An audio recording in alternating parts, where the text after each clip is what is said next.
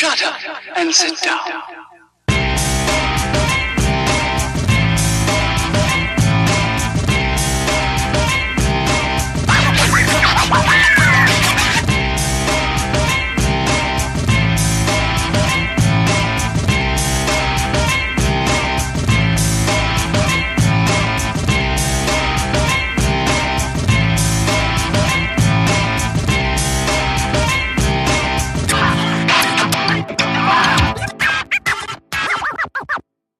Shut up and sit down.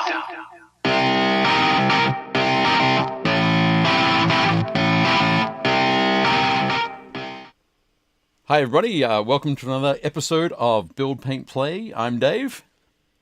And I'm Jake, and today I think we're going to be talking about like preparatory stuff for shows. Yeah, I think there's so many different ways that you can talk about preparing for shows, right? There's the getting stuff ready, there's getting yourself ready, and then I think if we talk about not just preparing for the show, but preparing for surviving the show, because if you haven't been to one before and you're super excited and you spend a lot of time at the bar, it could be a very different experience if you're not prepared. Sure, it must be just be a different thing for me. Like as I get older, I find that I drink like less and less. Sure, yeah. So normally when I go to a show, very rarely am I ever somewhere where I'm having more than, a beer or two. Right. I mean, it depends. Like I remember last year, like Gamma is different, and for those of you watching, Gamma is an industry show, so it's not open to the public. Everybody that's there is you're either a designer or a publisher or a distributor or a retailer. So it's like a lot of networking, and that's a different show because almost every night, a bunch of us will kind of end up at either Circle Bar, which is like this big bar that's in the venue, or we'll go out to dinner, and it's different because we're all hanging out, like just hanging out and talking and maybe some networking, but for the most part, it's like you're just hanging out with other people. When I go to cons, most times I'm working. This is gonna be the first show that I go to that I'm not. Well, even this one I'm working for Resnova, so like it's gonna be the first time that like I don't have to do a bunch of like restock and resetting and get there early to make sure everything's prepped, and it's just different. I think working a show is a lot different than just attending a show. Sure. Yeah, it definitely is. Sorry, I just realized as well that before the show, because we had such a tight time crunch, because it's snowing where you are, right? Yes, yeah, it is. Snowing in the Boston. You had to get the puppies out for some pooping time. The girls are right here. I'll show you. Yep. Hey Bailey. What are you doing? Rhino, are you sitting with your sister? You girls are awful sweet. Nice. So they had to get some outside time before we jumped on. Yep. So, but no, I've finally remembered to share to Facebook groups and pages and stuff like that. So that's done now. Hooray! It's all real. It's all happening. Yeah, it is. It's good. We do have a couple of people in. Let us know how our sound is. Everything should be good. I think I've clicked all the right buttons. I hope so. It's amazing what a difference a week makes as far as that sort of thing. Yeah. When I was sitting waiting for you to jump on the call, I was like, oh, that's right. That's one of the things I need to do. I need to restart my computer so that my camera is working just fine. So thankfully I had just enough time to do that. And but yeah, we've got it all happening now. Hooray! Cool. Yeah, we'll be talking a lot about that sort of thing this evening. Talking about shows, talking about surviving shows, preparing for them. And I think yeah, you're exactly right. As each show is different. Each show has its the different thing that you want to do, that you must do. Different people that you're going to meet, catch up with, all that sort of stuff. But yes, as we are aging, it becomes easier and easier to not spend too many hours at the bar. Sure. So, although last year at Adepticon, in the restaurant that used to be the steakhouse. I'm not sure what they call it now. We discovered I can't remember which night it was, but the pitchers of beer and cider that were I think it was like $9 pitchers or something like that. Right. It was pretty dangerous.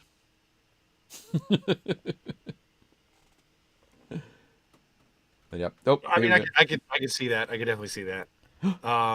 Josh says, "What sound?" Haha! It must be working for you to have commented. Nice. What sound? Chris is on. Brian's on. Excellent. Hello, Brian. Hello, Chris. Hope you don't mind, Chris, but I snagged your photo of your Imperial fists from the Adepticon Horus Heresy Facebook group to include later in the show.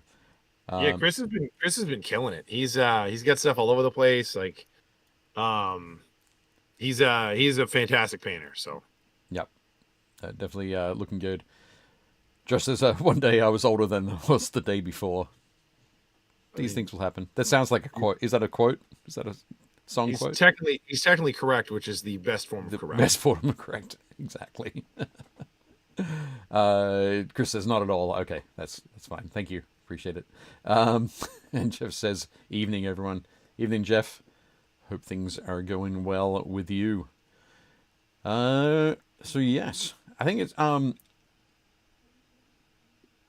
as I said, yeah, we're gonna be touching on a number of different topics, a number of different things.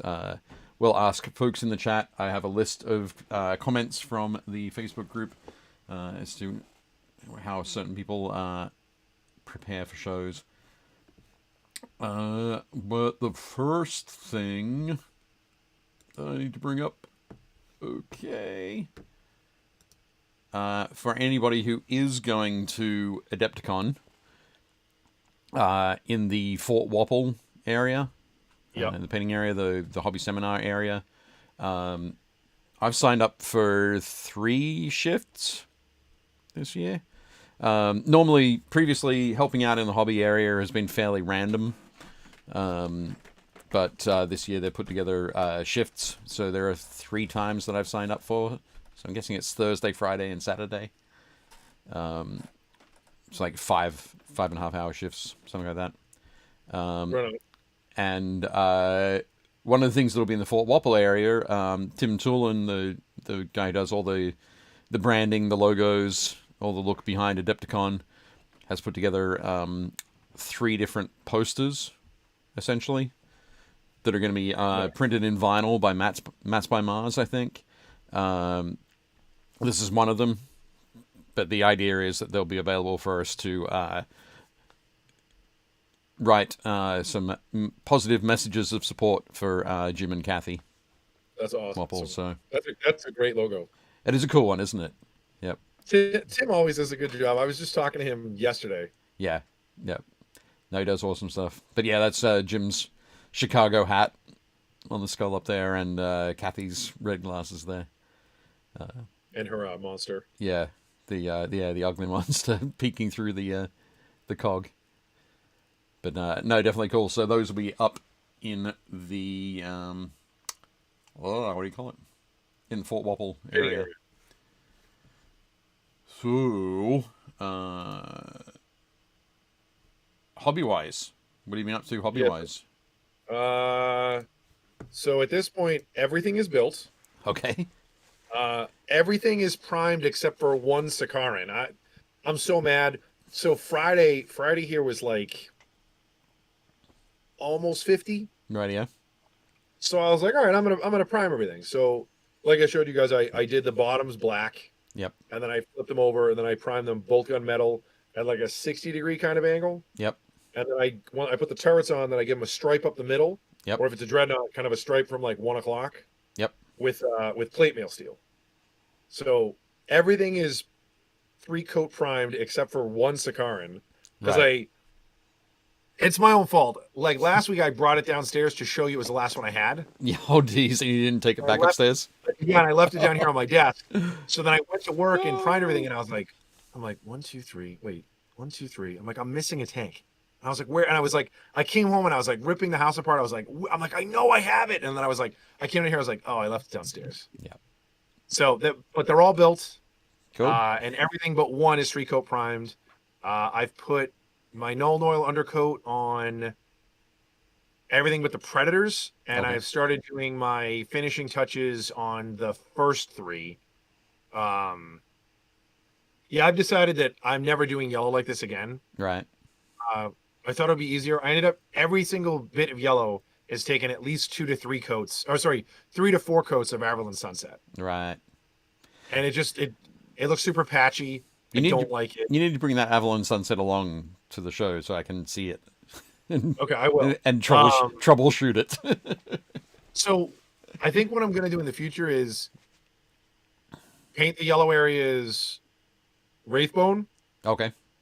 and then let that dry, and then hit that with the Yen and yellow contrast. Right. Okay. I just, because again, there's not a ton of yellow on the models, but I want it to really pop. Sure.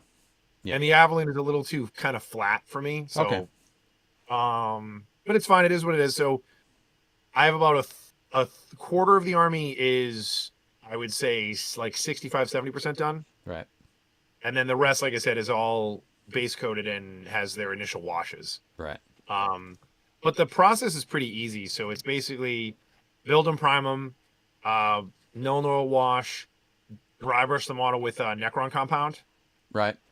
And then I go back and I do all the treads and all the joints and stuff with Agrax Earthshade Right. to kind of dirty them up. And I usually put a stain down the bottom of the vehicle. Yep. And then I will do my yellow panels. Okay. I'll do black over them. And then I used that chipping fluid. Okay. So I'll go back and I'll chip off some of the stripes. And then I'm going to do all my transfers. And then I'll do my unit markings and stuff like that. And then if I have time, I'm going to try to like do weathering powder and then I'll seal them. Right. If I don't, I'll just do that when I get back. I'll seal them anyways, and then I'll redo it, and then I'll seal them again. Sure. Yep. But it should be fun. Hey, listen, don't tease your sister with this. This is gonna. Ryan was teasing her sister with Pig, so Pig is gonna live up here. Why don't you guys go play? Excellent. Yeah, that's been good. And then I got this in. So I have my own customized 720. Right. But I got all of this stuff in finally. So there's my 2 Sicarans and the Venator. Yep. This is going to be my Falchion, Okay. my 4 Dreadnoughts. Right. And then the bottom one is another Sicaran and 4 Predators. Okay. Cool. But it all fits. Nice. I'm a little nervous about taking this on the plane. I need to call Delta, because apparently it's fine in 2 dimensions, but it's too wide. Right. Yeah. Now I was talking to Ben. Yep. And Ben is a former TSA, and he was telling me that it should be fine because it just means that it's wider than it should be. Like he's like it should still fit. Yep. And then Ray, my other business partner, was traveling to LVO, and he said that he was able to take it and put it in the overhead. Okay. Cool. So I was like, yeah. But I'm gonna call Delta and just be like, hey, what kind of plane is this? Like, it's not some tiny little puddle jumper or something you guys are putting us on, because if so, it's not gonna fit. But even still, Ben was like, if you take it through security and then it's too big, they tell you at the gate it's too big, you're going to literally hand it to them, and they're going to give it to the guys to put it under the plane. Yeah. He was like, the worst thing you can deal with is the thing called, I think it's called the vertisorter. Okay. So what it does is, he was saying that, like, when you put bags on a plane at the counter and they put it on that little thing and it goes back behind the wall, everything gets sent to, like, that plane. Yep. What happens is there's a computer, and there's like a ramp up the top for really light stuff. Okay. And then a ramp at the bottom for heavy stuff. So what happens is luggage goes onto the sorter, and if it's heavy, it tilts it down, and then it goes in there. And if there's something really light that's on it, it'll catapult it up, or it'll squash it. Right. And it'll just keep doing that until somebody comes along and unjams it. He goes, so if your army transport is right behind somebody's huge suitcase, right. that's bad. I was like, right. He goes, so at least if you take it to the gate, you're getting it by that. And I was like, all right. Yeah. We'll see. It sounds reasonable. Sounds reasonable. Yeah, seriously. But I will just put out you have like 8 days. Yeah, no, I'll days, be my friend. fine. 8 days.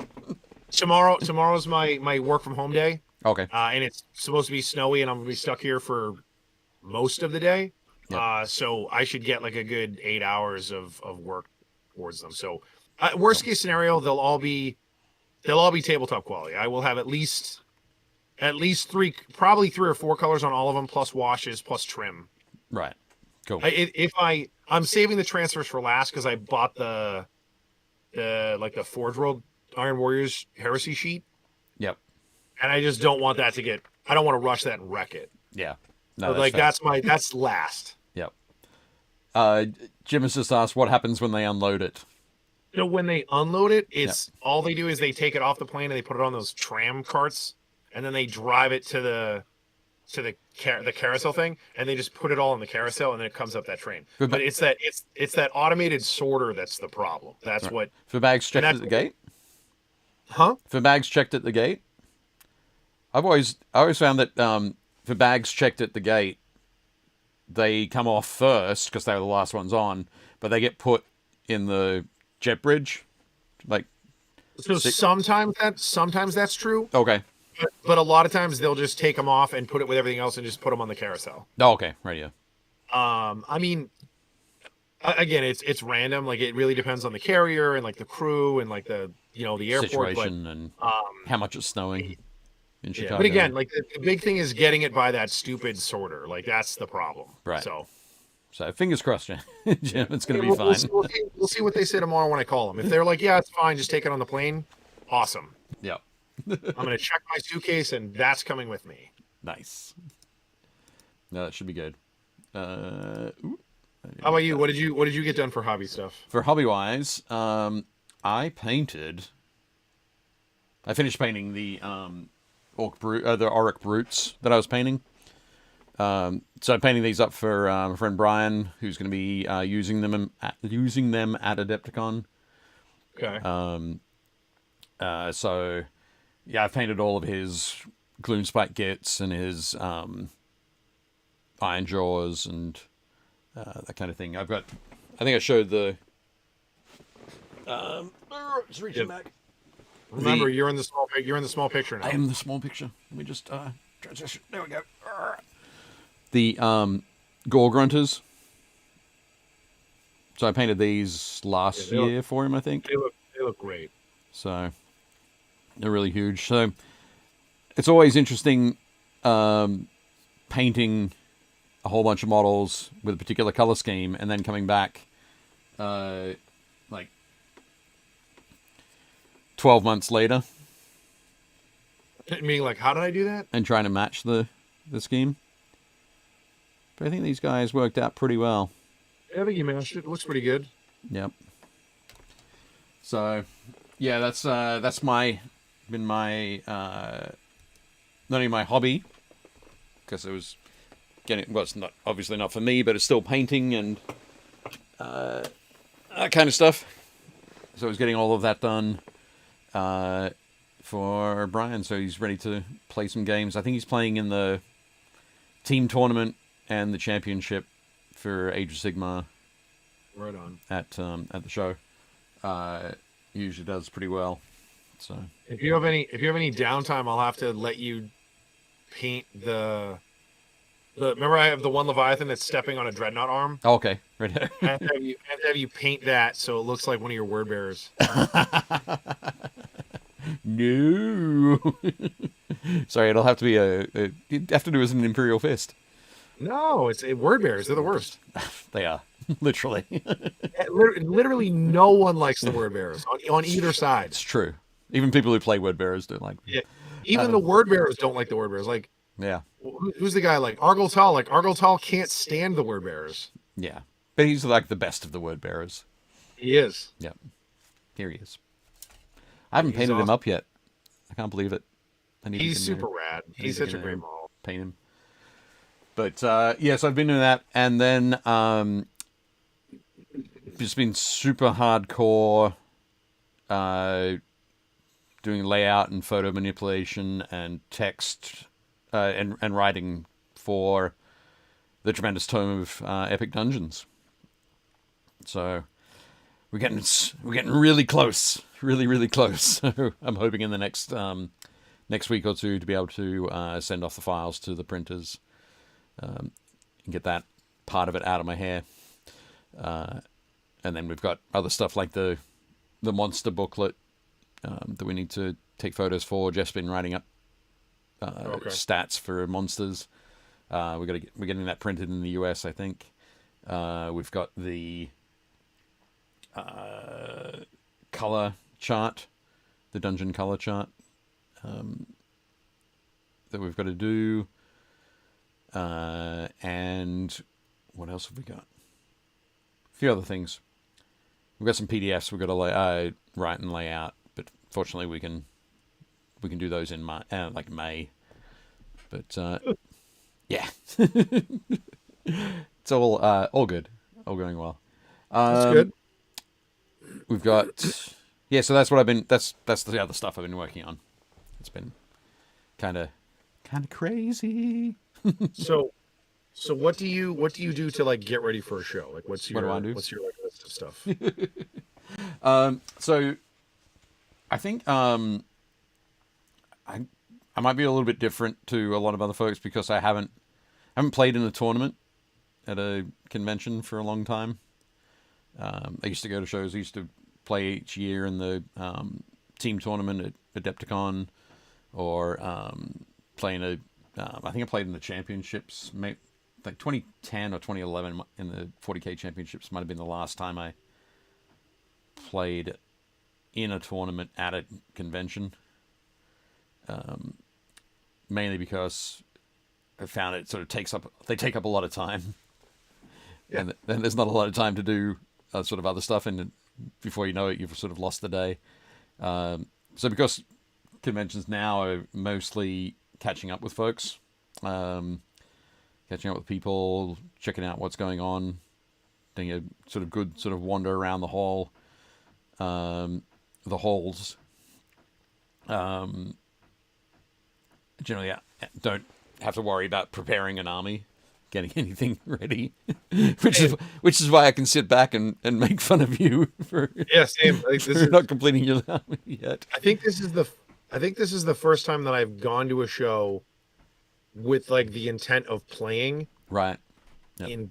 Oh man, it's been a while. Like I don't even know if I could. I don't even know if I can figure out how long it's been. Right. I mean, Usually, like I said, I'm working. Like I work almost every show I go to. Yeah. Yep. I think so I'm excited about sort of this one because I haven't had to prepare anything. I haven't had to stress about getting everything ready or making sure it's all packed or that I might forget something. Right. Which is always the tough thing. And what I've done the last couple of years for painting competitions and that kind of thing is just usually the day before I'll go, am I going to enter anything? And sort of maybe pick and choose some pieces that I've worked on that I really enjoyed while I was working on them, but didn't do them specifically for a painting competition, and then put them in a case, and then I've just got that case to remember to bring. But if I forget to bring that case, it's not really a huge deal. Right, if you decide not to enter. Yeah, if I decide not to enter. So this year, I've decided not to enter any of the painting competitions. Just because I know. It was just one less one or. Who are you? Where's Dave? It's just one or several less things that I had to worry about. Oh, Sean's here. Hey, Sean. Just a few things I don't have to worry about, don't have to be concerned about at the show. It's not like, oh, when can I enter? When do I have to pick them up? That kind of thing. I'm flying out Sunday afternoon, flying back from Adepticon. So I don't have to sort of rush around and stand in line and make sure I get my minis back before flying out and all that sort of stuff. So it makes that a little bit easier. Everybody, this is Bailey. This is our new rescue. Yep. Say hi. You're a good girl. Yep. You're a sweet girl. She's very quiet. Yeah, she doesn't make a lot of noise. Right. But she does like to lick you a lot. She does. Yep. Okay. It might be that hamburger you had before the show. Maybe. You're a good girl. You're awful sweet. Awesome. Yeah, she's a rescue. She's Yep. she's super sweet. Yeah, We can't get over like what a good fit she is. Like her story is like nuts. Yeah. The rescue place was telling us about her, and I was like, there's no way she's just like a street dog. Yeah. Like she had to be somebody's dog Right. because she's so well behaved. Yep. Like she's house trained and she's like super gentle with Rhino, but they found her on the street and she was knocked up. Right. So they, I guess, like a local shelter or a animal control rescued her or captured her, but they're like a high kill shelter. Right. So they immediately contacted like a local rescue who came and got her. Right. Yep. So then she had her puppies there. All three of her puppies got adopted, and then they moved her up here with her puppies. And once they were past like the 8 weeks or whatever, they all got adopted. Yep. And then the rescue where she was near us, they rescued a bunch of puppies. Right. So then she was fostering the puppies. Okay. So she basically raised her own, had like a week off, and then raised another whole batch of puppies. And then so we got her as soon as they were like, oh, once the puppies are old enough, like, if you guys want to get her. And I was like, yeah. So we brought her over to meet with Rhino, and she was great. And we've had her for almost a month now. Yep. But she's awesome. She's such a good fit. She's Cool. such a sweet dog. Cool thing. Anybody would hurt a dog is a monster. This is true. This is true. So. Sorry, quick hobby tangent. back to the prep. But when I was preparing for Golden Demon, or when I was preparing for tournaments and that kind of thing, I think one of the key things that I had to do, one of the most important things, was have a bag like the battle foam case you've got there, because you've got lots of pockets and that kind of thing. Somewhere where you could have everything together. Yep. And you could put it all together in advance and make sure it was all there and have it sitting next to the door. Yeah, I agree. So on the way out, so you weren't going, do I have my this? Do I have my tape measure? Do I have my pens, my dice, my whatever? You know they're all in there because you've put them all in there a week beforehand. And it can reduce, definitely reduce stress levels. So how come you're not entering something this year? For Golden Demon, it's just there's a lot of other things going on, and I just didn't want that extra sort of stress. Like getting it ready, spending a whole bunch of time on it, and then maybe not getting it ready would have been like not a waste of time, but it wouldn't have made me feel particularly good. Right. So it was more a avoiding potential to feel stressed or not particularly good about something when it wasn't necessary. But I think it's going to be a very cool show, and I think that there's going to be, well, when we spoke to Hank, it was like there's 5 or 6 different painting competitions. So it's going to be great to see. Yeah. I'm looking forward to finding somebody who's entered all of them and talking to them. I think that's going to be super cool.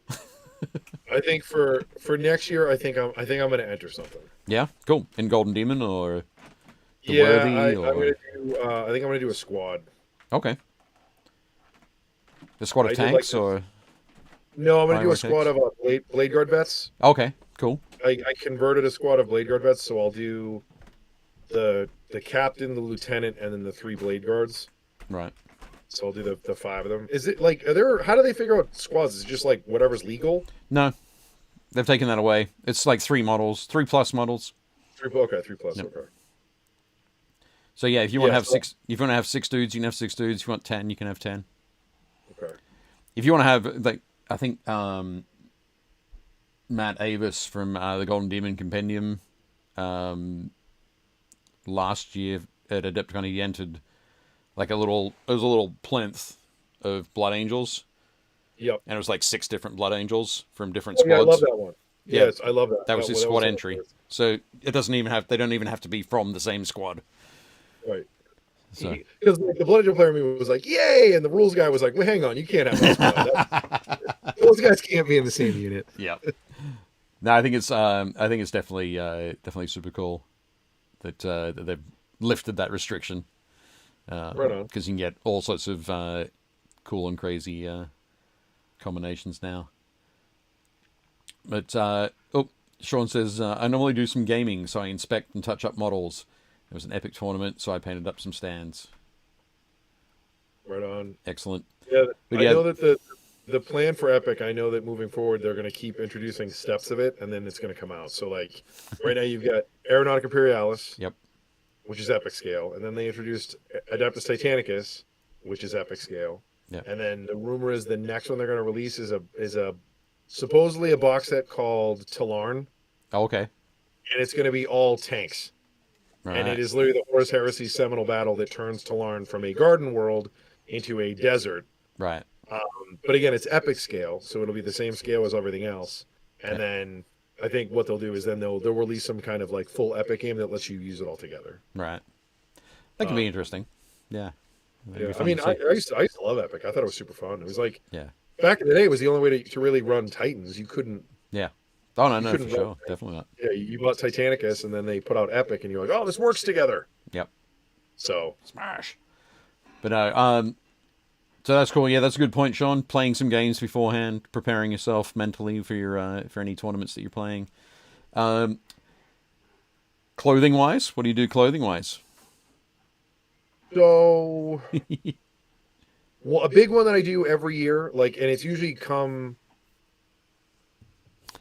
Oh, nice. There's a little bit of a conspiracy theory there from Josh. Yeah, a little bit. Yeah, I don't think that they're. I mean, they've talked about it for years. Like before Titanicus came out. Yep. A buddy of mine at GW was like, "Well, hey, did you see the new Forge World tile for Imperialis?" And I went, "What are you talking about?" And he was like, "You should take a look at it." And it was a Crash Zephos fighter. So, I'm so sorry. It was a Titanicus board, and it was a Crash Zephos fighter that sort of like led out to Aeronautica Imperialis coming out, which is another epic game. But in terms of clothing, like I usually do, a big one for me is the first big show of the year. Yep. I order a brand new pair of shoes. I always wear like Asics, like really well padded Asics running shoes. Right. They don't have to be Asics, but lately I've been on an Asics kick. So I order a brand new pair that I will literally break out to take to the show. Right. Okay. That's a big one for me. I always make sure I get plenty of like. I usually don't go nuts with T-shirts because I'm going to end up getting like 3 or 4 while I'm there. Right. I mean, we always do. Sure. So I usually bring a bunch of T-shirts. Hoodies is a big one for me. I just want to be comfortable. Yep. So I'll bring like 2 or 3 hoodies. I almost always wear shorts. Right. Almost always. Because you're that guy, though. Well, yeah, but like when you're inside, it's not like it's cold outside. Like it's true. That's true. A lot of times Julia will say to me, "Oh, what's the weather going to be like?" And I said, 72 and indoors. Yeah. Yep. Regardless of what show it's at. It'll be well lit the whole time. Yep. 0 chance of rain. Yep. Yeah, that's the big one for me. I always make sure I have a backpack. Like you've seen my backpacks that I have here. I always bring a backpack. You want to bring something comfortable so you can just anything I get, whether it's like giveaways or stuff that I buy or more T-shirts, it all just goes in my backpack. That's like the big one. I don't usually pack super heavy. Yep. My go-to is I bring like a small, rolling suitcase that I could technically take on the plane, if not for my army. Yep. And I'll fill up maybe half of it. Okay. And then I have the whole thing where you can expand it. Right. And then I'll fill up the other half with all of my con swag. Excellent. You got to, like, especially at Adepticon. Like, I know some people that they always do the VIG stuff. Yep. And then they're like, "Oh, how do I get all this stuff home?" And I'm like, "Rookie, what are you doing? What do you mean? How do you get this stuff home?" But yeah, that's usually my go-to. Yeah. How about yourself? That's good. No, similar sort of thing. I basically go through and count the number of days that I'm going to be like waking up in that bed, and then add one, and make sure I've got like underwear, socks, shirts. Same. For I that, always have a spare. for that stretch, just in case. Particularly with shows that are at the tail end of winter, where you could get stuck there an extra day. You know Always what's handy. a big thing that I really do appreciate now looking back at it. So the last couple of years I've done a lot of shows and instead of staying at a hotel, Yep. we're in an Airbnb. Okay. Yep. So like day one, we'll go to like the closest grocery store and get like snacks and stuff to put in the fridge. But then I almost always buy a little thing of like detergent. Okay. And I'll do my laundry. My favorite thing in the world. This is gonna sound so stupid. My favorite thing in the world is like, okay, so let's say it's Adepticon. Yep. And we rented an Airbnb. So we're all gonna fly home. Usually I fly home on Monday morning. Right.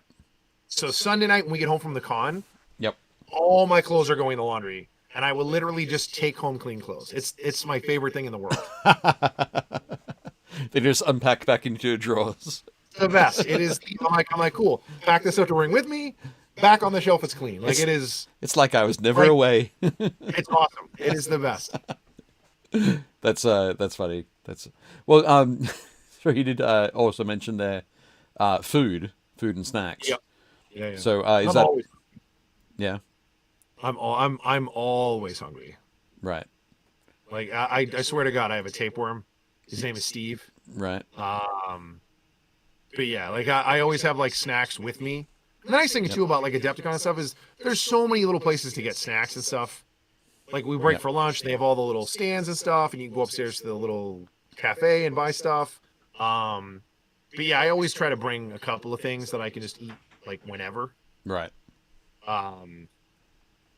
But yeah, like that's water's another good one. I always have a couple of bottles of water on me. Right. That's important because like you get dried out. Like you're just hanging out in there under the lights, and it's like you said, it's like 72, and And you're standing around all day. it's air conditioned the entire time, Yeah. Yep. Great. so it's going to be low humidity. Well, hopefully it does get a little sweaty at times. Depending on where you are. It's true, yeah. Hopefully, a lot of the rooms at Adepticon, the halls, will be opened up a little bit more. So The halls will definitely be good. The big one for me is like when you go into some of the smaller spaces, yep, it tends to get a little sweaty. right. One just, of my just quickly, James Broadbent joined us. Hey, Jim. what's up, Jim? Excellent. And Sean said, "Oh, Josh said, wait, clothing? Yes. I've seen you in pants- clothes, Josh. Pants are required. What's that? Pants are required. Pants are required, indeed." And Sean says, at Nova last year, I bought water and soda to fill the fridge in the hotel.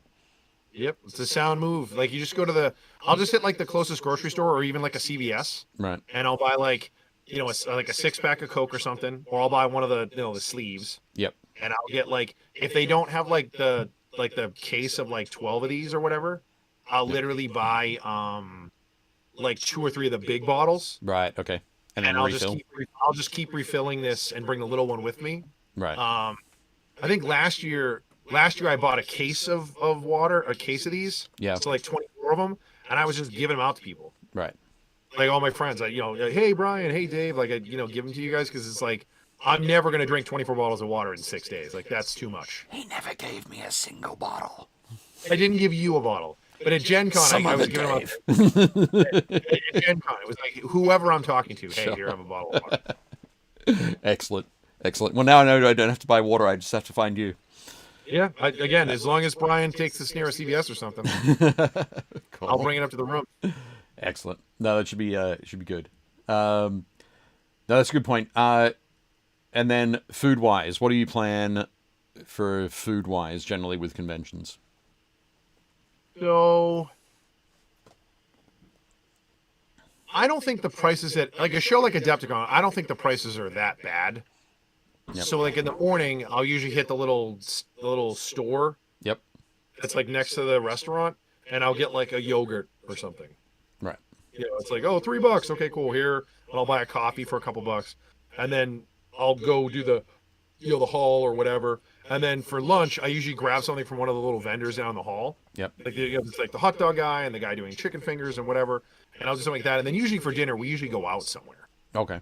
So like dinner's usually my big splurge. But again, like I'm not that guy. I'm not going to be like, well, what I did was I made a bunch of sandwiches in my room and then like I'm not doing that. Like Right. I'm all for planning accordingly, but I'm also not going to like, go a little too crazy. Okay. Yeah. No, I think I will say, even though I don't do it myself, that making sandwiches in your room, it's not a bad thing. It can be just No, fine. not at all. No.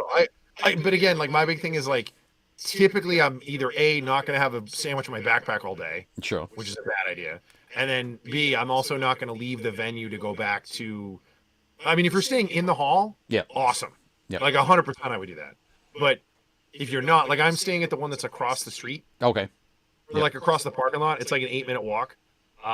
So like I'm not going to like leave and like walk over there, go to my room, make a sandwich, come back. Like I'm just not, it's not worth it. I'll just spend the $8 to get a hot dog and then go back into the hall. Like Right. I don't really care. Yep. Time is money. It is. It is indeed. But okay, cool. Yeah, I think I do something fairly similar. Although usually it'll be like a breakfast sandwich or Yeah, sure. that kind of thing. And sadly, my coffees are usually a little bit more expensive than a couple of bucks. But yeah, doing that kind of thing. Hanging out with friends, eating at the. I think last year at Adepticon I ended up eating at the that restaurant every night. Yeah, we ate at that restaurant a lot. I ate Yep. with you there one night, and then there was a whole bunch of us another night. Yep. So, yeah, I mean, I think I ate at that restaurant twice, and then twice at the one that's in the back. Right. Yep. Because there's a little one with like the crazy like curtain thing. All right. Yep. The bar. There's that The old one, bar. Yep. and but they serve food there, and then there's the restaurant in the back. Yeah. Yep. So yeah, but I think I do the same sort of thing at other shows that I go to. I take that same sort of approach, regardless of what happens to be. If I'm going to Gen Con, I always make sure that I pick a time to go to the food trucks, particularly Island Noodle, out Nice. in the street next to Gen Con. But There's a lot of good food trucks at Gen Con. That's Yeah. that's a super fun part of the show. it's a great idea. Yeah, you got to get out there at the right time though. Yeah, you got to kind of like I mean, you don't have to like plan for it, but you definitely want to kind of get used to like the sort of the tides Yeah. for the show. Yep. The The rhythm. And a lot of times I'll go out. Yeah, I'll go out, and there's so many. I'll be like, okay, who doesn't have a crazy line? Okay, that one. Yeah. That's what I'll try. Sean says usually have a bagel with cream cheese for breakfast. That's Solid. solid Who choice. doesn't love a bagel? Who Solid doesn't love a choice. bagel? I definitely do that. I think what's your favorite part of the show? Of any show, Well, like specifically Adepticon. Like what are you looking forward to the most? it's hanging out with friends, really. Okay. Yeah. So people only That's get pretty- people only get to see it at Adepticon or at Spray Team. So Adepticon or preparing for Adepticon. Right on. So that's the key thing, and pretty much that would be the same for all the other shows too. Yeah. I think every show for me is a little bit different. So like Adepticon is my favorite show just because it's like the perfect kind of melding of like, like Wednesday night we're gonna get to see all the new sneak peek stuff, which is super fun. Right. And then I'll call all my friends back home and be like, oh my god, did you see the new whatever? And like that's always great. And then seeing all my friends in the industry is super fun, and seeing, like you said, it's people that I only get to see a couple times a year. Yep. And then it's also like hyper focused on the stuff that we really like. Right. I think that's why Adepticon is my favorite, Right. because it's kind of like it's like the Reese's Pieces, like you got chocolate in my peanut butter. It's like the perfect kind of mix where I'm like, oh, like this show is the best. It's stuff that I'm super into, and I get to see a ton of my friends in the gaming space. Right. And like Gen Con is a different animal. Yep. I was gonna say, just for a second, let me guess that the gaming stuff, the miniatures, it's the sweet part, and your friends are the salty part. It depends on the friends. Like if we're talking about like Dan, yeah, Dan is super salty, and Chris and Brian can talk. Right. Yeah. But yeah, it's still part of the experience. Like it's just a super fun show. The other thing too is like Adepticon is one of the few shows that I do that isn't in like a major city. Like it's in Chicago, Yeah. but it's not in Chicago. Yeah. So like when the show is over at the end of the night and everything winds down, it's not like everybody bails and goes and does whatever, because like we're all here for the show. So everybody stays it's very tribal. Like everybody stays kind of like close, and you get to do a lot of stuff. Like when I go to Gen Con is so big that you just don't have it doesn't have that same kind of feel. Yeah. I mean it's like 12 times or 16 times the size of Adepticon. It's insane. And you're in downtown Indianapolis. Yep. So it's like people will kind of go out and, do whatever and go out to shows, and there's just way more stuff that's like distracting. Right. I don't know what I'm going to do when it comes to San Diego Comic-Con. Like that. I think that's going to be like Gen Con on steroids. Yeah. That's what Rick was saying. Rick was like, he goes, on a good year, he's like, on a good year, it's twice the size. Yeah. On a bad year, it's about 20% bigger. Yeah. And I was just like, oh, man. And everybody I talked to was saying, like, the whole, oh, here we go, Dan heard talking.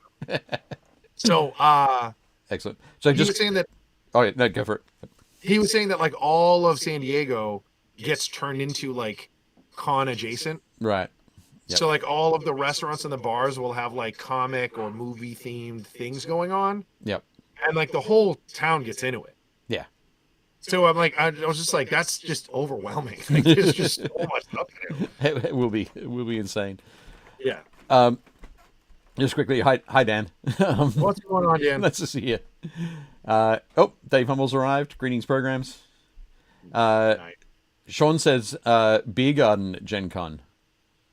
Yeah, the beer garden's a good time. Whereabouts is the beer garden?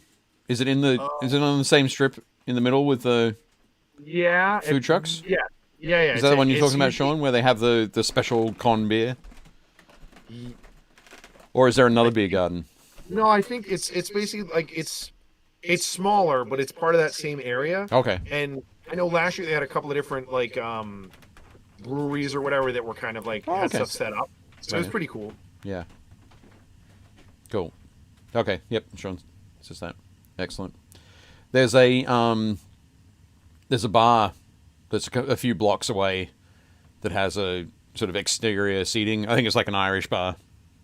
Has exterior seating that I've spent a bit of time at. Nice. But yeah, so I wasn't sure if that was the thing. But yep, everyone says yep. Food truck area, middle of Georgia Street, in that plaza. Fantastic. Give me 1 second. It sounds like Rhino has gotten into something. I heard something crash. Oh my goodness. Not only has something crashed, but I've been abandoned here. I think this might be the point where we get to jump to what some folks from the Facebook group had to say. Just looking at the script up here, so if I look away from you, sorry about that. Chris Weinstein, as a friend of the show, said, things I've learned from mistakes. So as an East Coaster, don't eat cold leftover Chicago pizza unless you came to the con to spend a full day crying, praying on the toilet. Has anybody done that? Eaten cold leftover Chicago pizza? No? We'll have to find out. Fingers crossed they have not. He also says, hydrate. Yep. Just missed it. Chris Weinstein in the Facebook group said, as an East Coaster, don't eat cold leftover Chicago pizza. If you unless you came to the show to spend the day on the toilet. I would think as long as it was like the same night, you'd be fine. I think he's talking about like the next day. I mean, that's gross. Yeah. He also says hydration is important. While coffee and alcohol are both liquids, they don't quite fit what your body needs for a week. I'm trying to think I know when we're at Adepticon, there's usually at least one night we all try to go out and go to, one of the big places to get Chicago deep dish. Right.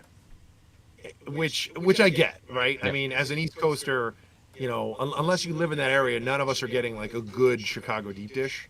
Sure. Although the two that I've tried, they were both really good, but like a buddy of mine is pseudo local, Okay. and he was like, "I'll tell you the place to go." Right. And I was like, "All right." He's like, "Only the locals go there." He's like, "Put in your order like an hour ahead of time, you'll be fine." I was like, "All right." So we'll see. I'm kind of excited. Is it Quiche R Us? I don't Is that even it? know what the name Okay. is. Could be. I don't think he's told me yet. So Excellent. Chris also says quality, comfortable shoes. Yep. The vendor floor in a number of areas is solid concrete. Be comfortable. that's why I buy those nice running shoes every time. Yeah. Then he says, speaking of concrete floors, if you drop something, let it fall. I managed to spend all of last Adepticon with a broken finger due to trying to catch a box falling to the floor. It's easier to buy a starter box of Bushido models, but it's really hard to buy a new functioning finger that doesn't hurt when it gets cold out. Nice. Yeah, so know the limitations of your body and don't slam your hands into the concrete. Believe it or not, you know what show actually wasn't that bad walking around? What was that? Nova. Nova? No. Because it's not all concrete, like you're in a hotel. Yep, it's all carpeted. Yeah, so every room has padding and then carpeting. Yeah. Yep. Because I remember leaving that show being like, oh, like my feet and my ankles don't kill me. Yeah. But I think it's going to be interesting for me this year at gun shows because previously I thought, oh, well, when I go to Adepticon, I walk a lot during the day. yeah, Walk a lot of miles. And when I finally discovered that I had that health app where I could go and see how many miles I had actually walked, yeah, and like at Adepticon, I'd walk like 2.5 miles, maybe 3 miles a day, which was a lot more than my regular what I used to walk in a day, yeah. which was like less than a mile. But now that my average is up closer to like 3 miles a day, it's going to be like, that's nothing. So I think I'm going to have to go out and do like an extra hour of walking before the show every day. Yeah, but I think it's less the walking. It's more just how many hours do you spend on your feet. Oh yeah, a lot more for sure. Like that's the big one. Absolutely loads. Yeah. Yep. And again, standing on concrete for like 8 hours plus is not particularly great for your back or your hips or your posture. It's just not. So No, not at all. Definitely good. Dan says Rhino knows Jake is leaving soon, so time to raise some hell first. 100% is aware. Yep. Bailey's giving me the stink eye because this one's sitting with me now. Right. Uh, And Dave Hummel says he's looking forward to the potential of Adepticon 24. That would be cool. Maybe. Be great if you can make it. Yeah, it is the best. If I had to rank my shows, Yep. Adepticon's number one. A bunch of my buddies up here are like, "Hey, I'm going to see you at PAX East, right?" And I was like, "No." And they're like, "Oh, but it's next week."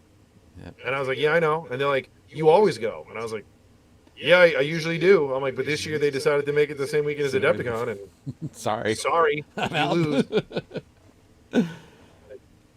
Excellent.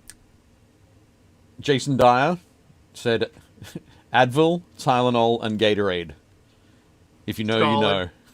Yeah, solid. So, yep. Having those prepped. Irish Marine is here. It says, Historicon is greater than Adepticon, in my opinion. Adepticon is straight tournaments, really. So, let me take a stab at this one. So, he is 100% right with the first part. In his opinion, Historicon can be better than Adepticon. Sure. Adepticon, the whole reason why I like Adepticon is it is not just tournaments. Like, I was telling a guy the other day, if you could only go to one show, like everybody loves LVO. Right. LVO is fun. LVO is just tournaments. Yep. Their vendor hall is like 19 people. Yep. Not even. I'm exaggerating. I think last year they had like 12 vendors. Yep. So it's like 12 vendors. You're like, oh, let me check out the vendor hall. Cool. Done with that. Like, I mean, there's nothing else to do. Whereas like Adepticon, you've got the GW sneak peeks, you've got the Golden Demon, you've got the paint and take with Reaper. There's the Bits guy, who is like one of my favorite things, is going through all of his old stuff and finding like ancient stuff that he's just been sitting on. There's tons of paint classes. You've got the paint and take area where you have legends like Jim Wappel and Cathy Wappel who are just like, sure, why don't you ask me questions about the models you're working on, which is insane. Like, where else are you going to have that kind of resource? Yep. You know, you're going to be working it. Like, it's always staffed with great people who are just there to, like, help out and answer questions. Yep. There's, like, the board game night. There's, like, the board game Library. Yeah, where you can, like, take stuff out and play board games. There's tons of fun events at night. Like, you get to see all of the big vendors in our industry that have, like, super cool stuff are there. And there's the whole historic annex now, which is all historical wargaming. Yep. Like, I think that's why Adepticon is so great. It's because there's so much stuff. There's so much stuff. I was telling a buddy of mine, like, even if you don't play games, Yep. even if you're not, like, a hardcore mini wargamer, there's, like, you would still have fun at Adepticon. There's still a ton of stuff you could do. Yep. But yeah, overall though, it is a different approach. But I would disagree that Adepticon is straight tournaments. As you've just discussed, Yeah. it's not straight tournaments, but it is a different show to Historicon. But and I will be at that later this year as well. But no, definitely cool. Josh says Jerry Holkins is playing 40K now, so maybe he can get his act together and schedule PAX East at a more advantageous time. Let's hope so. Let's hope that Jerry is watching. Like, I love those. Or guys. has anything to do with the scheduling of the shows now. Well, I don't think it did a couple of years ago. I know a big part, like, as somebody who's been to PAX East for, oh man, it's got to be probably 12 years or 13, 14 years of me going. Right. They booked this year, like 3 or 4 years. Oh yeah. But what I'm saying is like that Jerry maybe isn't the guy who does the booking, who decides on when things are booked. Sure, but There are other people in the organization. It's not just. Yeah. But there are 2 guys that own PAX, and Jerry's one of them. So if he's like, hey, scheduling guy, don't schedule it the same weekend as Adepticon, I'm willing to bet that guy won't schedule it the same weekend as Adepticon. Sure. I'm probably also guessing that the thinking on that point sort of comes up much closer to Adepticon than the scheduling for the rest of the show. But yeah. Back to the Facebook things. The next one we had was Josh. Josh said, do laundry, pack, review the rule book for the games that I'm running, rendezvous with the rest of the studio personnel, and then endure the drive to Chicago. So that's how Josh prepares for Adepticon. And then in the chat there he said demos. Demos, wink. So he's going to be running demos. What are the games again? Josh, let us know in the chat so people can track you down at the show. I'll be running demos at Res Nova. Right. Yep. And answering questions on a pretty cool table, I hear. Yeah, I heard the guy who made the tables got his act together. He's a top notch fella. I don't know if he's got his act together, but he is indeed a top notch fella. Sean says the Bazaar is great at Historicon. There we go. Josh says Tech Commander and Sail Power, so keep an eye out for those. Are you going to be in the vendor hall, Josh, or are you going to be out in the thoroughfare? Worth checking. But yeah, so Sean said to the Bazaar, Bazaar, the flea market. What's it called? Somebody's basement.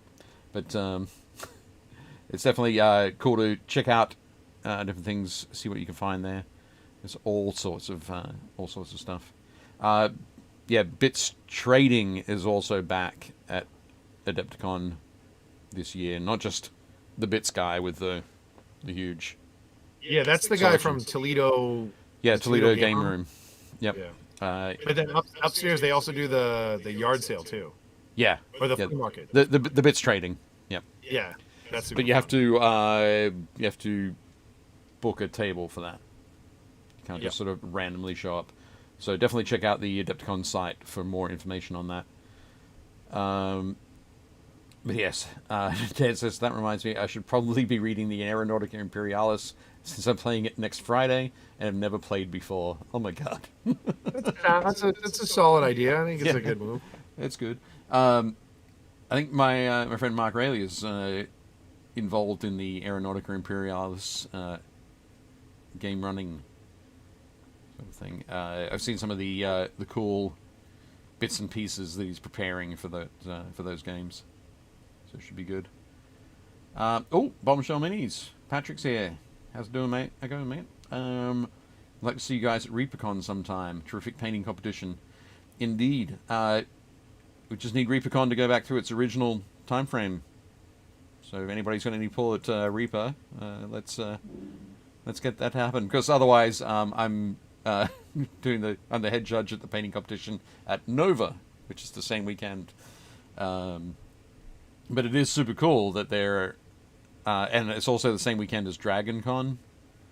Come on, guys! 52 weekends in a year, and somehow they're like, let's put 12 shows on the same weekend. I'm like, what do you? Well, the great thing is that weekend there's probably close to 1,800 miniatures being entered into painting competitions across the US, which is fantastic to see. Absolutely fantastic. Scott says, hi folks, got to catch the first bit later. Got caught on the highways in a pretty brutal blizzard. Boo. Yep. It's weird. It's almost like climate change is real, and we're seeing the effects of it. Almost. Yep. We had some flurries this morning. We're getting pounded right now. It rained all day, and now it's been snowing. It was like slushing when I was driving home, and now it's turned into snow. We're not supposed to get a ton. I think I'm supposed to get like 3 to 5 inches or something. Sure. Which, as a New Englander, who cares? Don't even tell me. If it's less than 10 inches, I don't care. I don't want to know. Yep.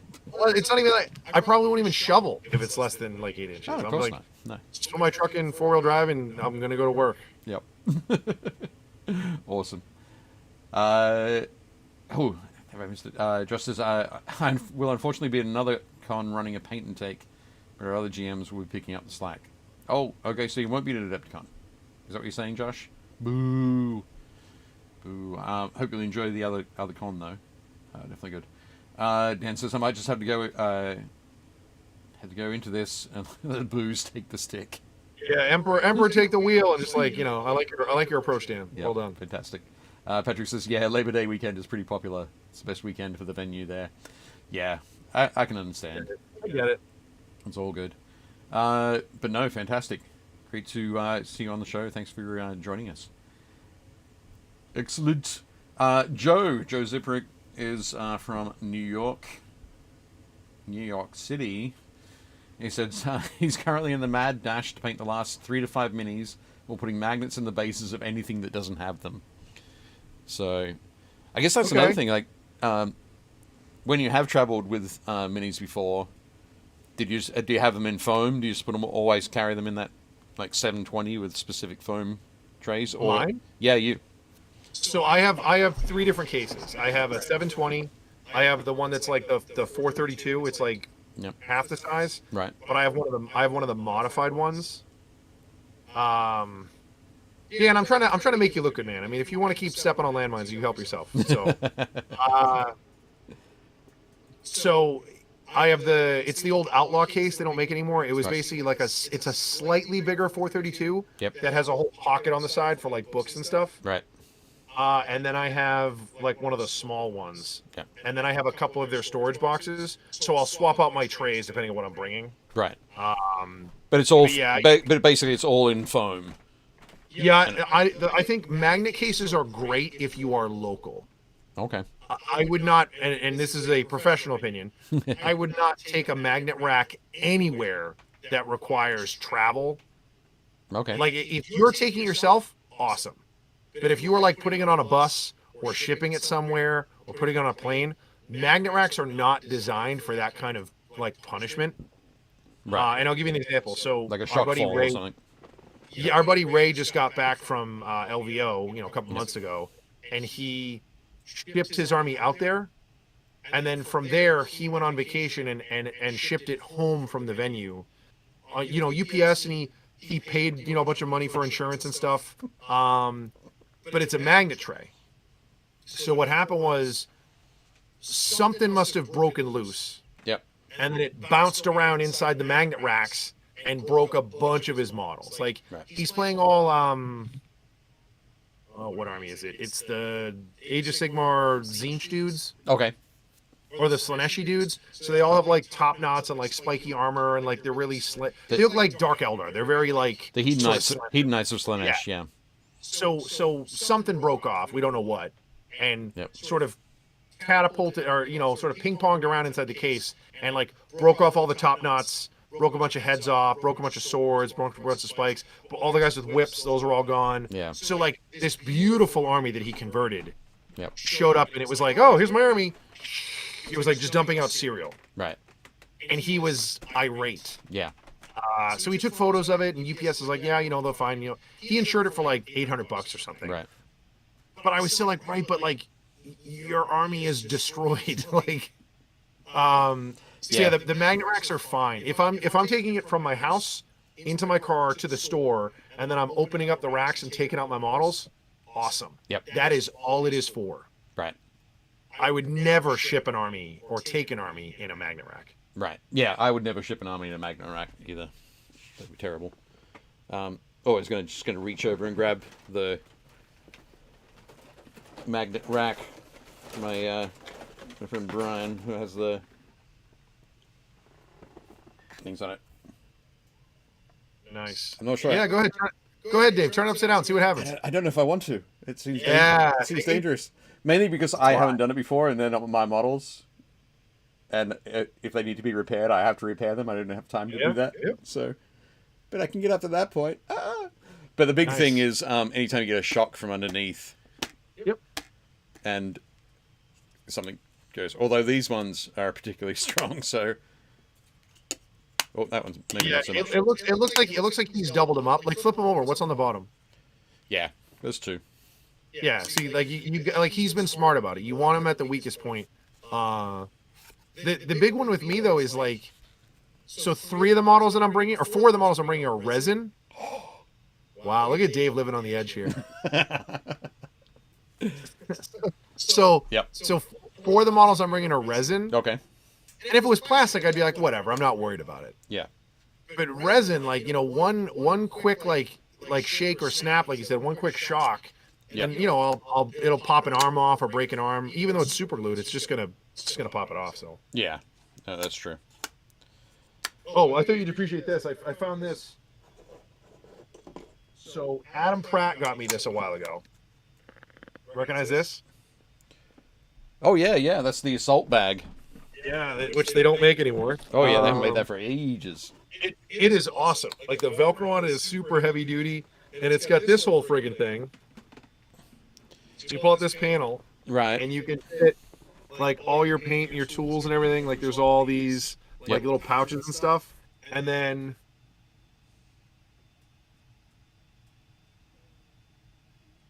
you can fit like a little kill team in here or something. Nice. And I was like, oh, this thing's rad. Like Adam got it from me. He's like, oh, yeah, I thought you'd appreciate this one. I was like, dude, this is great. Yep. That is cool. He was saying there's guys selling this thing online for like hundreds of dollars. I was like, really? Oh, for sure, yeah. Yep. I don't know. I'm not sure where mine is. It's around somewhere, though. Scott says, Jake, blizzards in Western Canada in March. Been happening since well before the word blizzard was invented. If you complain about sunburn in March, I'll hit you. I'll hit you up. Yeah. Oh, I just picked up this too. Oh, cool. Excellent. Is that the role-playing game? Yeah, I love Hellboy, so I was like, oh, I'll try it out. Check it out. Excellent.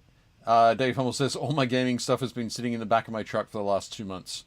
Got no room where I'm staying to unpack it. Oh, so good. Dave, you're depressing.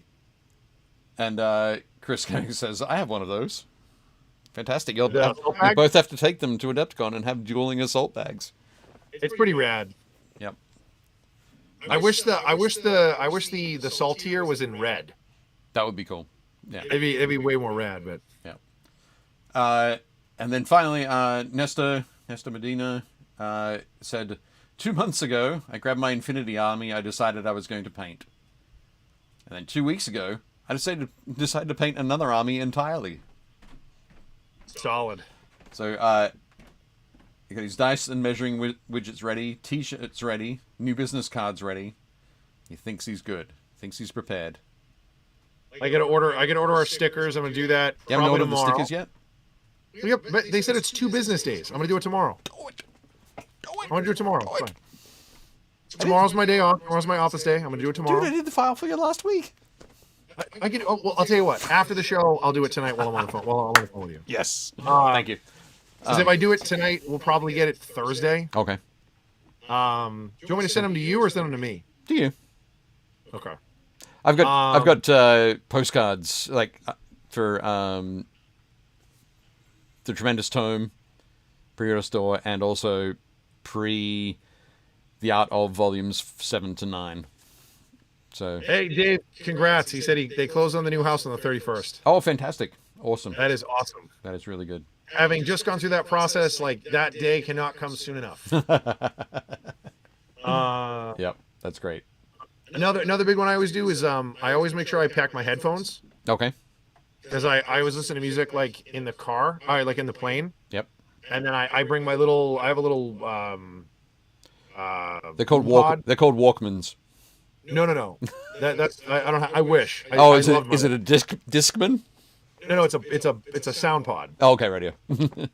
So I bring that with me because like when I'm in a hotel and stuff, I need like white noise to fall asleep. Okay. Like at home we run a fan. Right. But I'll put like white noise on my phone and then just Bluetooth connected to the speaker and I just have white noise going in the background. It puts me to sleep immediately. Cool. So I always have my headphones. I always make sure I pack my charging cables and stuff. And then the last thing I always do is I always go to the comic store and I get myself some reading material to take to the show. Right. Nice. Oh, dude, I wish I had a Zune. I had a Zune forever. I loved it. I loved that thing. It was the best. Awesome. I remember way back in the day when I had a Walkman, and we'd do things like my dad used to restore old cars, vintage cars, and there was one afternoon.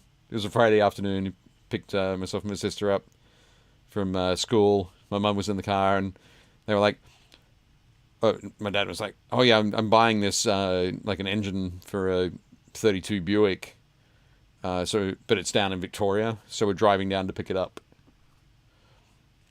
So it's like a 14-hour drive. Right. So he picked us up after school, like 3:30, 4 o'clock is when we left. Oh man. Unfortunately, I had my Walkman, so that I could listen to that like the whole way down and fall asleep in the car listening to music. My favorite Walkman I ever had. I had the. I don't even know what model it was. It was super tiny. It was like the last generation of Walkmans before they switched to the Discman. Right. And it was right when like Discman was first starting to come out. Oh yeah, Marshall. I guess Marshall's heading out. We'll see you next week, Marshall. Oh, bye, Marshall. It was the one that was like it was just bigger than a cassette. Right. Yep. Because the whole you like snapped open the front plate and then it literally cracked in half. Right. And you put the cassette in onto the wheels. Yeah. And then you snapped it closed and locked it. Right. And it was awesome. I loved that thing. Nice. Excellent. How do we get on talking about Walkman? That was your sound pod. That was it. It's all my fault. I mean, well now it's easy, right? Everything's on my phone. Like I've got Spotify on my phone, and I have a ton of stuff downloaded. So.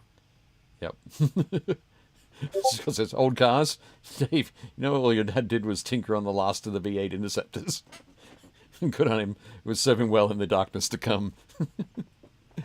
Yeah. Your dad, I'm assuming, hoarded gasoline so you could make sure you outran the bullet farmers. Totally, all the time. Nice. Yep. It's definitely good. So Awesome. So I think preparing for shows, we're talking mainly about Adepticon because we're about to go to that now. Yeah. But all shows in general, I think it's have a clear idea of what you're going to do. Even if that plan is there is no plan, so you can prepare for there is no plan. If you're able to drive to the show and you're like, well, I'll just take this army in case this pops up. That's cool, but try to bring everything into your hotel room. or your Airbnb, so it's not left out in the car. That sounds really dangerous, Dave. Do that. Plan your spending for food and hydration. Yep. And also make sure you're going to have enough to have a good time. Prepare for, if you're doing any gaming, prepare for that so that you're ready during tournaments, or you've got what's the word I'm looking for? Just make sure you're prepared and so that you're able to play the game in a timely fashion. Sure. And not sort of come out the other end going, oh, if only I had. Because it'll all come back to, if only I had read my rules a little bit more. I think it's one of the reasons that I stopped playing in tournaments. Because I didn't want to... I wanted to play a game where it was okay to stop and look up some rules and switch back and forth. I haven't really done the tournament scene since, like, I want to say tail end of third into fourth and part of fifth is kind of when I was in my heyday, like playing all the time, like multiple games, going to tournaments, like usually placing. And I'll be honest, like looking at it now and looking at like everybody, like, I mean, not that people didn't meta chase back then, but like, it just seems exhausting now. There's like, I'm just like, that does not, I'm like, what was maybe it was easier at the time. Right. Like, I don't know, but it was now different, I'm like, for oh, sure. I'm like, I don't want to do that at all. That doesn't sound fun in the least. Yep. I remember. I do think it'd be really fun. I think it'd be really fun if we got a bunch of us and we did like the team tournament. Right. I feel like that would be cool. But like you said, that's a whole lot of work. That's a whole lot extra, yeah, for sure. There was a tournament I went to way back in the day. It was a Warhammer tournament, and I was playing Dogs of War. Nice. So it's probably 5th edition, 4th or 5th edition, and probably 5th edition. Who were you running? Did you have like Golfags, Ogres, or No, I had the artillery company there with the guy with the metal mask? No, I had some of the Galloper guns, and I had the two main pike units. I had some of Briganza's besiegers, the guys with the crossbows and the purveyors. Yeah. But at the end of the tournament, the organizer called me up and said, "Okay, Dave, you know the way that we run it here is you can only win one prize. Yeah. So which do you want?" And he was like, "Okay, so you got best sportsman, best painted, or third overall. Wow. Which one do you want?" And I said, "I will take third overall, please," because I have never got close to that.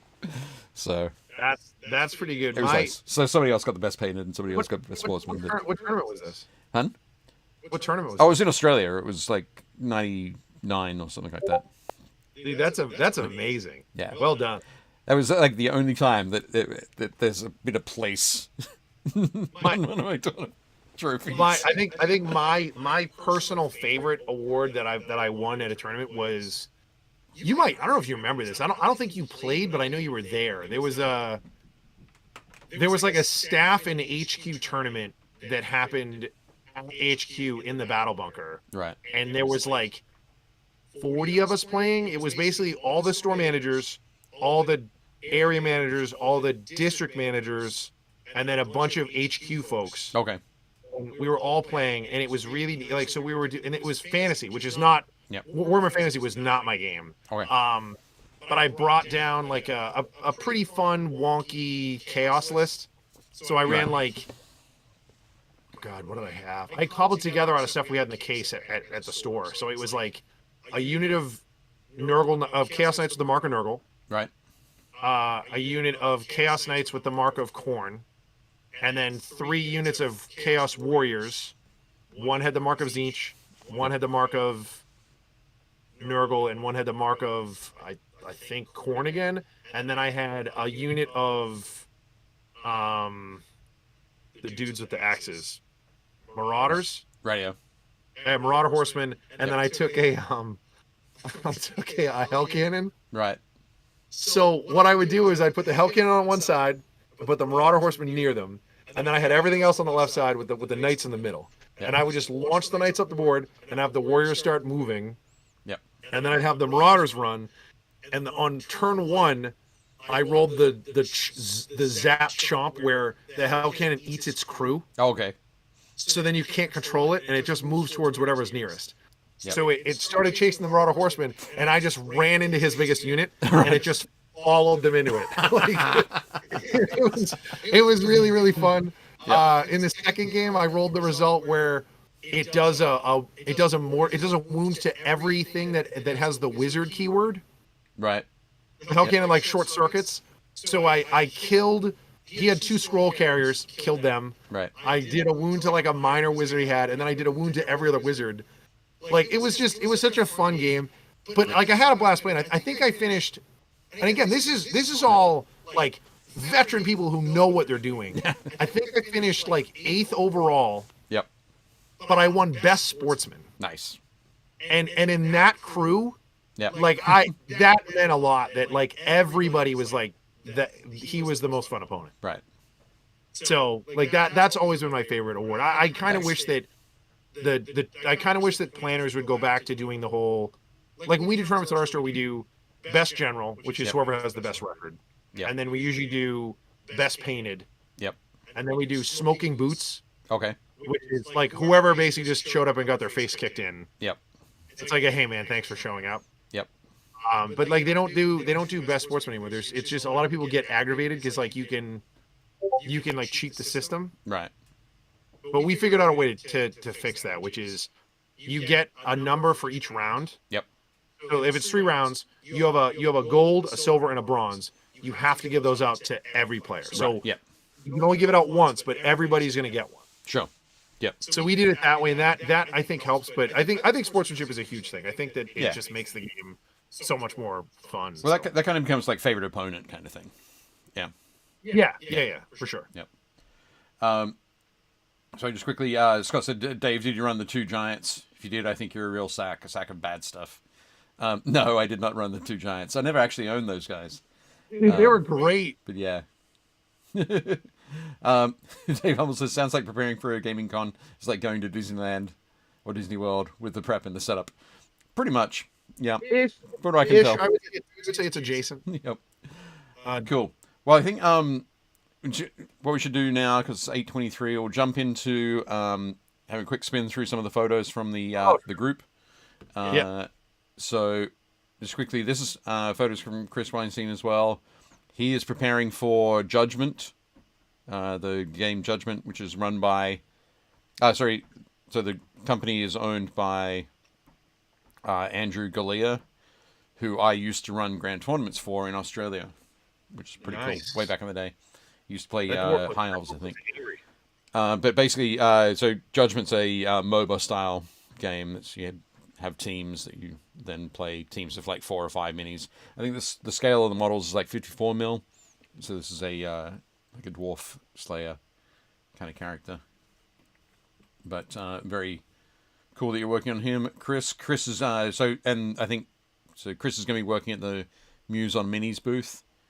He needs a sweet dwarven runic head tattoo. For a second there, I thought you were going to say comb over, but yeah, no, sure, a head tattoo would be sweet. Should definitely do that. But yeah, Muse on Minis will be selling Judgment, I think. Next up, we've got Chris Kemmig's Imperial Fists that he'll be taking to Adepticon. Chris, you're also playing in some of the other Heresy events, right? I expect so. That is a pretty gross list. It's not just an army to take against Jake. No. That's way more stuff than is my army. Like I'm bringing 2,500 points. Yep. That is way over 2,500 points. That's probably 3K. I'm not sure if you saw my comment on this in the Adepticon Horus Heresy group. It was essentially, where are the dreads? Can you even call this a Horus Heresy 2.0 army if it doesn't have dreadnoughts? He's got a pretty fun list. So it looks like it's two Land Raiders. Yep. Oh no, sorry, it's 3 Land Raiders. It's 3 Land Raiders, a single Sakaran, a Kratos, and then it looks like two rhinos, two predators, two Scorpiuses, which by the way, their rules are insane. Yeah. And then two sabers, that's rare. I don't see a lot of sabers. Those are great models. And then he's got a squad of the jet bikes. Yep. And then it looks like what? Two 20-man. It's either two 20-man tac squads or four 10-man tac squads, I guess. It's 40 power Marines. Yeah. Yeah. But it does all look great. I'm looking forward to seeing it in person. Oh no, I know what it is. He has I think he has two 10-man squads of tac Marines that go in the rhinos, and then he has a squad of breachers. Yep. They go in one of the Land Raiders, and then the other squad is a squad of what are they? Despoilers or something? Okay. There we go. Two 10-man tacs, 10 despoilers, 10 breaches. Cool. But you have 5 transports. Well, you don't have to put things in the Land Raiders. Yeah, that's true. Oh, one of them is an Explorador. Right. Yeah. But no, looks great, Chris. Very cool. And moving on to the other non-convention related images. First up, we've got Chris Jones, who will hopefully be at Adepticon. Had his laser cutter out and started to make some craters, MDF craters. Nice, simple pieces of terrain. But they look quite cool. Very effective. Those are great. For craters, I usually just buy the Gale Force 9 makes a pack of like different size craters. They're really inexpensive. Yep. Oh, they're pre-painted, right? Those things are super heavy. There's another company that makes like it's like a sheet of plastic that's vacuum formed. Oh, okay. Radio. Like I forget who it is. Those but ones like, aren't heavy. Knock, I think. Yeah, and those all come pre-painted and stuff. Yeah. So. And here's a top-down look at the crater. But yeah, those look very cool. Nice stuff there, Chris. Nice. Scott said, "Do people just have laser cutters? I thought they were still super huge industrial things. They are not anymore. They're still there are still big ones, or ones that will handle sheets up to like 3 feet, maybe 40 inches. Yep. But there are a lot more that are now available that are more like 18 inches. Yeah, you can get you can get one that would fit on your computer desk. It's like the size of like an older printer. It's like the size of an old printer. Right. But yeah. Next up, Jeff Smith posted his Marvel United Moon Knight. I think it's the Marvel United Moon Knight. Yep. Hooray! Cool, I got it right. He looks great. Yep. Definitely looks super cool. Khonshu be praised. Next up, Christian Simonson has been doing some work on some Sisters of Silence. So of course he had to post them alongside some photos of his Sons of Horus. Yeah, he posted just her the other day, and she was standing there on like the sidewalk, and I was like, I think I posted about how it looks like she's waiting for an Uber. Right. Yep. But here she's been waiting a little bit too long, and now I'd have to cut down some Space Marines. Yeah, they're about to have a bad night. Yeah. But again, Christian looks awesome. And anytime there's Malifaux in the group, I need to post it. So this is Scott's Bayou Pig, which looks... He's adorable. Yeah, absolutely. Absolutely. Look at his sad eyes. He's got the bags under his eyes. Oh, wait. I got the close-up for that as well. Here we go. Yeah, those eyes look fantastic. And I love it. I didn't realize it before, but that teapot on the forehead. The teapot hat is just amazing. Great. It's a great moment. I It looks like he has wheels under him to keep his belly off the ground. I think you might. He's pretty great. But yeah, looks awesome. Scott says, "Nice one, Jeff. Peeps, don't sleep on Marvel United. Minis are fun to paint up to any level, and the game is a crowd pleaser. Also, all-in pledges on Kickstarter are only like 800 cash bucks. Oh my god." Like we have like the 2 base games, because there's like the X-Men one and there's the regular one, and then you can buy the expansions. It's pretty cheap. Like the base game I think is like $40. Yeah. And I think the expansions are like 35 or 30 or something. Yeah. He's talking about the all-in though. Sure, if you're a madman, like if you just want to play the game, it's a pretty easy lift. Yep. I think yeah, you're right there, Dave Hummel. Fury T. Bulk looks great. Oh, the sculptors are dumb. They gave the pig an udder. Pigs never have udder. They have raw teats all along their belly like a dog or a cat. That is correct. Yep. But yeah, did an awesome job there, Scott. Sure looks great. And finally, That tree looks super real. the tree. Yeah, I think it's a twig. That's why it looks so real. And finally, we have Tommy Sewell. Tommy has been painting up over the last sort of year and a half. He's been painting up a Nighthaunt's army. And then over the last, I saw this. Yeah, he did some really cool like visuals. Yep.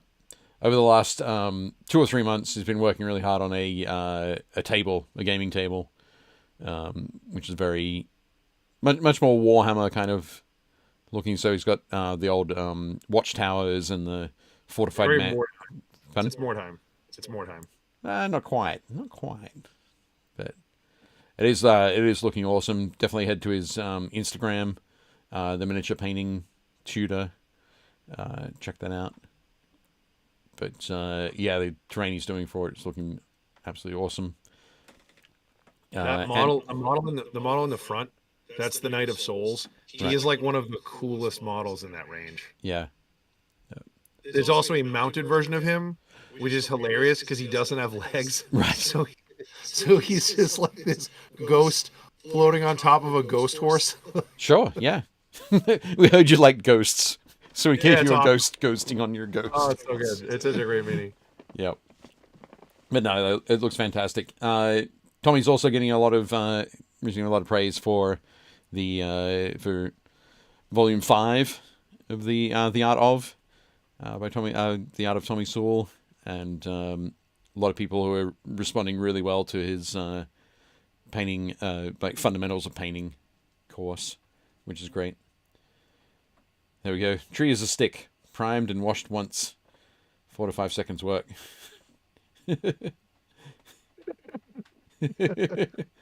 Jake, I hope it's your favorite part, so I can go bash my head against a wall. I knew it was real. I'm giving you a hard time for that. I was like, wow, his work is so good. That tree looks so real. It does look so realistic. It looks super real. Absolutely awesome. So, speaking of Tommy, we're also about 2 weeks away, 2 or 3 weeks away from the release of the volumes 4, 5, and 6 of the Art of. So nice. I'm very excited about that. There's a lot of talking to folks and making sure things are going in the right direction, and packages are going out, and all that sort of stuff. So Right on. definitely looking good.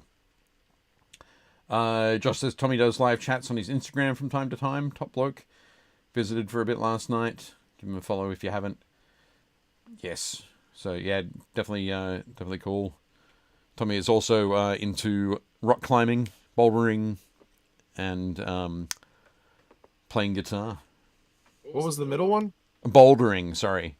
So rock climbing, bouldering. Okay. So bouldering is where you don't have a rope. You're not tied onto anything.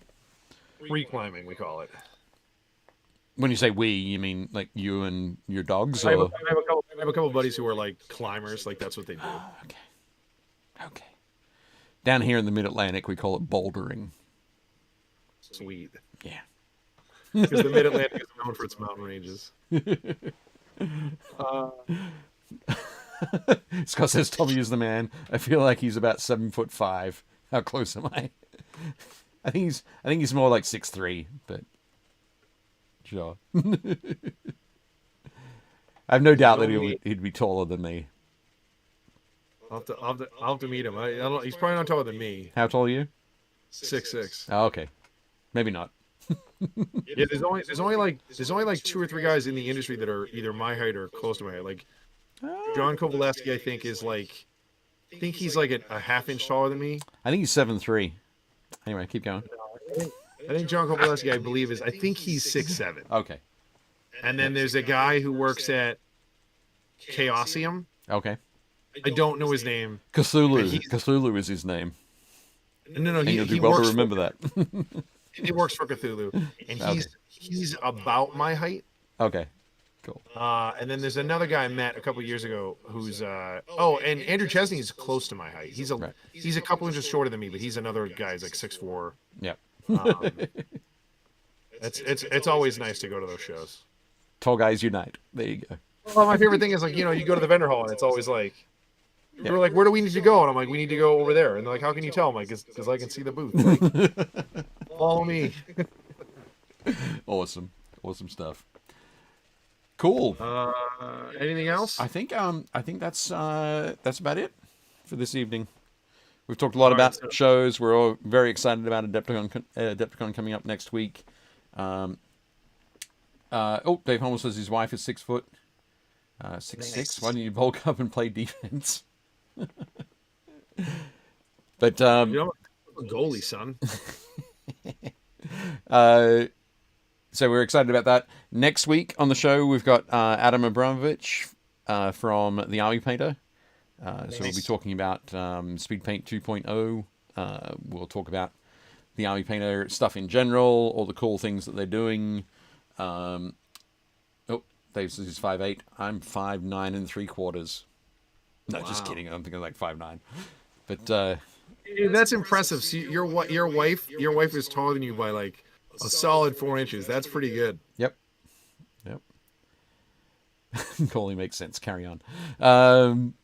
But yeah, so Adam's going to be on with us next week. So if you can make the show, please make the show.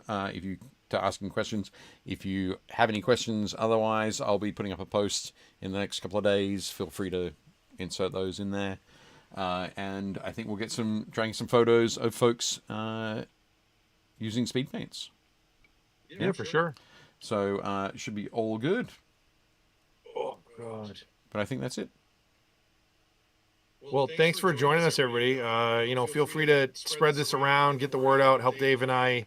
Oh yes. Grow the business. It's a business. Yeah, sure, whatever. But yeah, like anybody who's going to be at Adepticon, like again, if you're not going to be here next week, definitely come by and see us. Yep. Dave will be all over the place. I'll mostly be at the hobby area. You'll mostly be in the vendor hall at the Resnova Games booth.